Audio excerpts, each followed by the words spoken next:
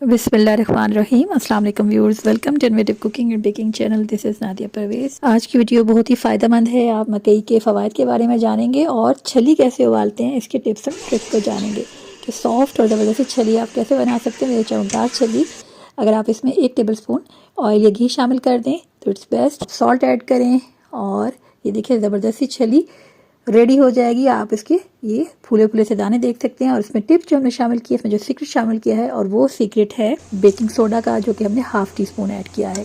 और 40 मिनट्स दें और ज़बरदस्ती छलियाँ तैयार हैं। छली के बेतहाशा फ़ायदे हैं। मकई निज़ाम हाज़मा को बेहतर बनाती है, दिल के लिए मुफीद है, कब्ज़ कुशा है, प्रोटीन से भरपूर होती है, वज़न को कम करने में मददगार है और आंखों की सेहत के लिए अच्छी है, आयरन से भरपूर है, खून की कमी को दूर करती है। मज़ीद तफसील आप जानेंगे डिस्क्रिप्शन में। चिल्ली कौन खाएगा ये? Me. How you can eat? In the heart. Hot. It's hot. Yeah, in the heart. Look. So tasty. Yeah, it's so tasty. और सबसे बढ़ के जो आपको अभी ने बताया, इट्स सो टेस्टी। मिलेंगे नेक्स्ट वीडियो में, तब तक लाने के बाद।